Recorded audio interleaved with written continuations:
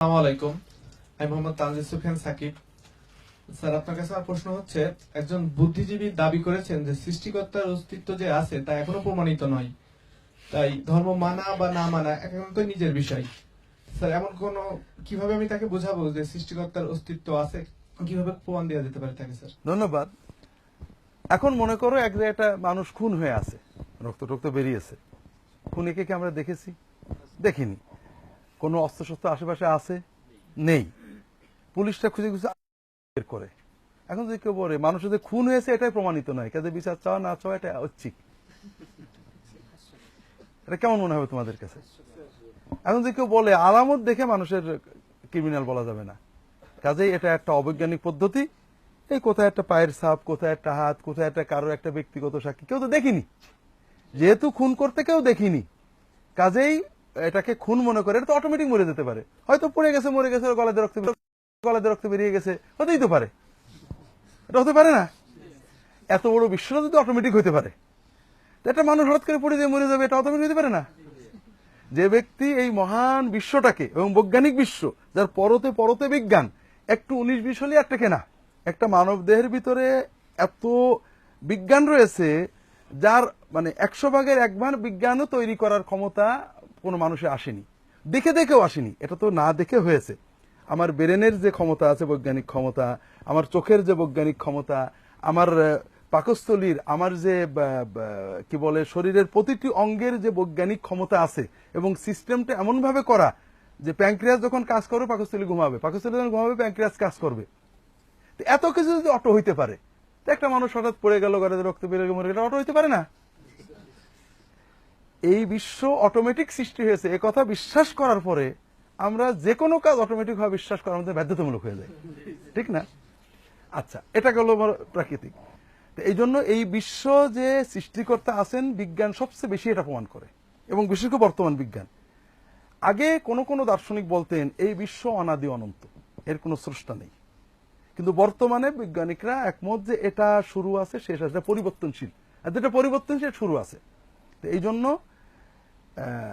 আস্তিকরা যদি বোকা হয়, নাস্তিকরা মহাপাগল। কথা বুঝেছো? কারণ তোমার সামনে একটা সুন্দর গাড়ি আসলো, কথা বুঝেছো? এত সুন্দর গাড়ি, এত সায়েন্টিফিক গাড়ি যে ব্রেন ওয়েভে চলে, তুমি চিন্তা করলেই স্টার্ট হয়ে যায়।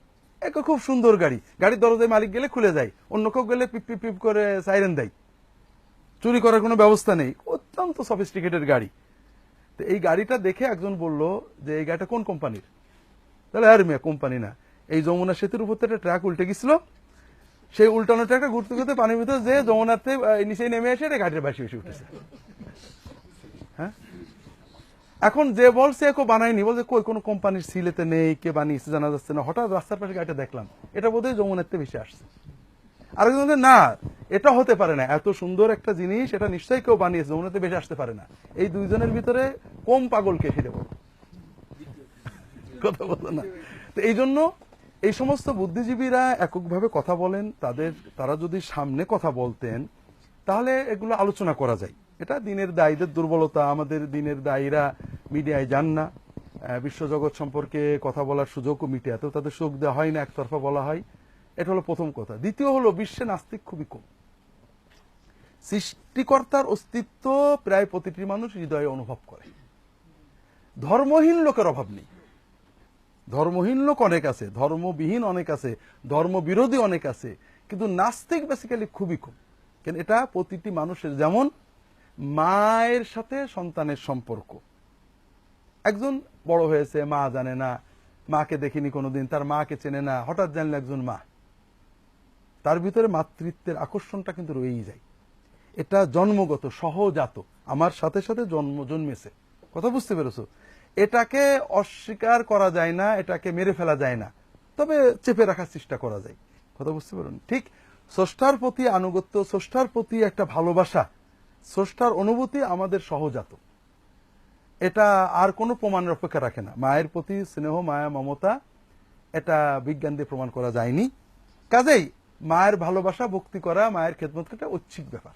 কেউ যদি মায়ের খেদমত করে, দ্যাটস ওকে, না করলে আমরা ওটা আইন করে কিছু করতে পারবো না। এটা তোমাদেরকে কেমন মনে হয়? এই জন্য তারা এগুলো বলেন, তারা সুযোগ পেয়েছেন, বলছেন, একতরফা বলছেন, পাশে আরেকজন কেউ থাকলে তারা এটা বলতে পারতেন।